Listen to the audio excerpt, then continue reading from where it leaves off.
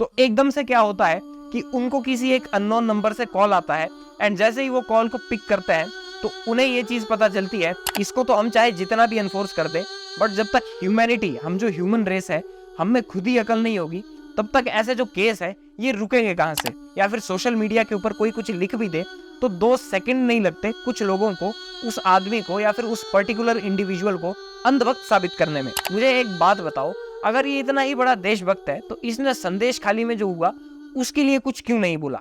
And चलो ठीक है, संदेश खाली के लिए कुछ नहीं बोला, दैट्स ओके, दैट्स फाइन। इसकी अपनी चॉइस है कि किस टॉपिक को इसको पिक करना है और किस टॉपिक को इसे पिक नहीं करना। मैं इसे एक चैलेंज देता हूँ, इंडिया में ऐसे केसेस इमर्ज क्यों होते हैं?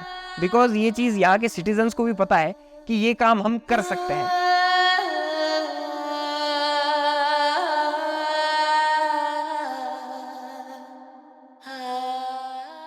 आई एम प्रेटी श्योर कि आपके पेरेंट्स ने आपको बहुत ज्यादा लाड़ प्यार से पाला होगा एंड कई इंस्टेंसेस ऐसे भी रहे होंगे जहां पर आपकी जिद के चलते या फिर आपकी रिक्वायरमेंट के चलते आपके जो पेरेंट्स है उन्होंने जो अपनी नीड्स है उसको कॉम्प्रोमाइज कर दिया होगा कि चलो एटलीस्ट हमारा बच्चा तो खुश रहे। आपको अच्छी एजुकेशन दिलाने के लिए, आपको अच्छे संस्कार दिलाने के लिए उन्होंने एक्स्ट्रा हार्डवर्क भी किया होगा और कई सारे पापड़ भी बेले होंगे। तो जिस तरह से ये सारे सैक्रिफाइसेस आपके पेरेंट्स ने आपके लिए किए हैं, वैसे ही एक लड़की थी जिसके लिए उसके पेरेंट्स ने भी इसी तरह के सैक्रिफाइसेस किए हैं। उसको बहुत लाड़ प्यार से पाला होगा, उसकी कई सारी जो रिक्वायरमेंट्स थी उसके लिए अपनी नीड्स को कॉम्प्रोमाइज किया होगा, उसको अच्छे कॉलेज में भी भेजा और अल्टीमेटली ये सारे सैक्रिफाइसेस जो उस लड़की के लिए उसके पेरेंट्स ने किए थे उसका उन्हें फ्रूट भी मिला। एंड दैट वाज कि उनकी जो लड़की है उसने MBBS कंप्लीट किया और वो एक मेडिकल कॉलेज से अपनी जो डॉक्टर की ट्रेनिंग है उसे कंप्लीट कर रही थी। अब जो बाप का सीना है अपनी बेटी को डॉक्टर बनते हुए देखकर गर्व से चौड़ा हो गया होगा। बट एक रात क्या होता है कि वो जो बेटी है वो घर वापस नहीं आती है एंड अपने पापा का जो कॉल था उसको भी वो पिक नहीं कर रही थी। तो अब पापा जो है वो परेशान हो गए।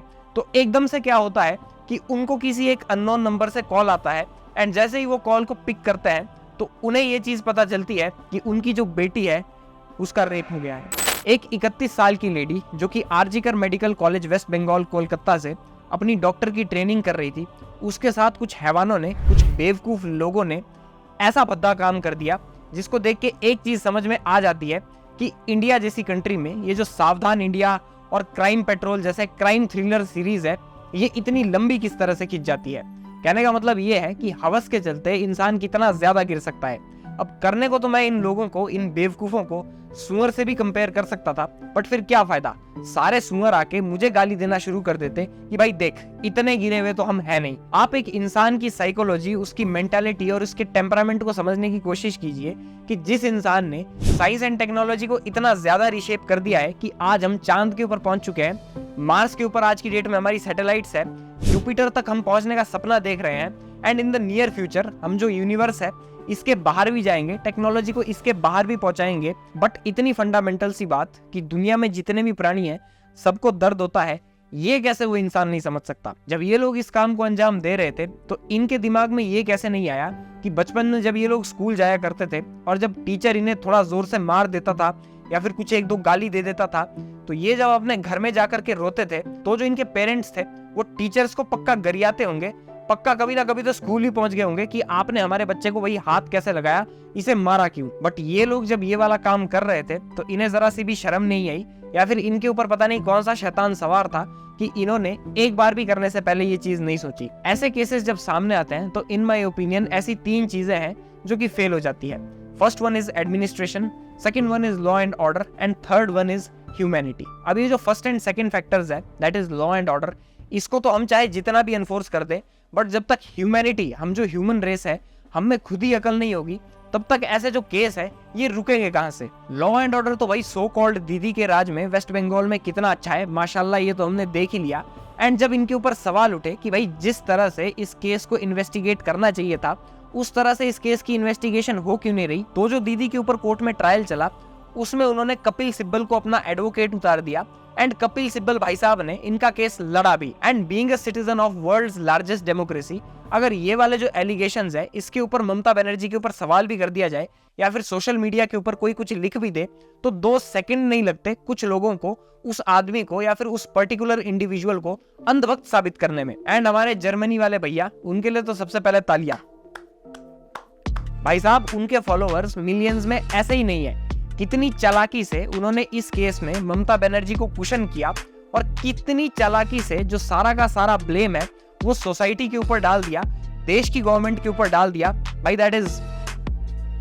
एंड ये वही भाई साहब है जिन्होंने संदेश खाली के ऊपर एक शब्द नहीं निकाला अपने मुंह से, और जब मणिपुर में वायलेंस हो रही थी तो उसका जो सारा का सारा ब्लेम है वो मोदी के ऊपर डाल दिया, बीजेपी के ऊपर डाल दिया। और कुछ लोगों के अकॉर्डिंग तो ये भाई साहब बहुत बड़े देशभक्त है, बहुत बड़े नेशनलिस्ट है। भाई ये देशभक्त वगैरह कुछ नहीं है, he is just a YouTuber, he is just a YouTuber, that's it. इसके पास एक अपना ऑडियंस का फैक्शन है जिसे इसे खुश करना है।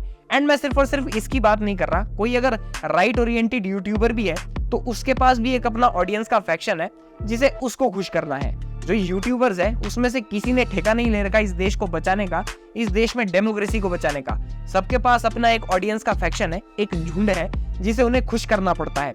एंड अगर वो जो जनता है उसके अगेंस्ट चले जाते हैं तो फिर जो व्यूज है वो आना बंद हो जाएंगे। Same goes with this person. And इस बंदे की जो ऑडियंस है उसके अकॉर्डिंग ये जो जर्मनी वाले भाई साहब है, इनके जीजाजी है, इनको पूरे ब्रह्मांड की नॉलेज है।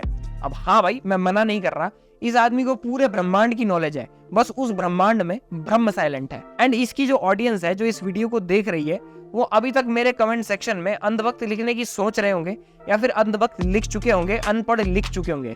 भाई मेरा तुमसे सीधा सीधा सवाल है, मुझे एक बात बताओ, अगर ये इतना ही बड़ा देशभक्त है तो इसने संदेश खाली में जो हुआ उसके लिए कुछ क्यों नहीं बोला? एंड चलो ठीक है, संदेश खाली के लिए कुछ नहीं बोला, दैट्स ओके, दैट्स फाइन। इसकी अपनी चॉइस है कि किस टॉपिक को इसको पिक करना है और किस टॉपिक को इसे पिक नहीं करना।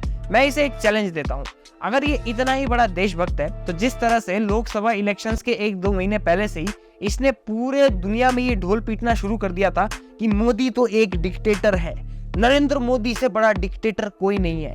जिस तरह से इसने ये वाले नगाड़े इलेक्शन के 1-2 महीने से पीटने शुरू कर दिए थे और मोदी के ऊपर लगभग 8-9 वीडियोस निकाल दी थी इसी टॉपिक के अराउंड, मैं इसे एक डेयर देता हूँ कि मोदी के ऊपर जिस तरह से इस आदमी ने 8-9 वीडियोस निकाली और उसके बाद दिल्ली आया, इंडिया आया और वहां पर वंदे मातरम वाली रील भी शूट की, मैं इसे डेयर देता हूँ कि ममता बनर्जी के ऊपर सिर्फ और सिर्फ एक इस तरह की वीडियो बना, उसको एक तरह से डिक्टेटर बोल और उसके स्टेट में जिस तरह से लॉ एंड ऑर्डर का फेलियर हुआ है वो पॉइंट आउट कर, और उसके बाद वेस्ट बंगाल जा, वहां पर कोलकाता जा, वहां पर ऐसी रील बना के दिखा, तो मैं मान जाऊंगा कि भाई तेरे से बड़ा देशभक्त शायद से नेताजी सुभाष चंद्र बोस भी नहीं थे।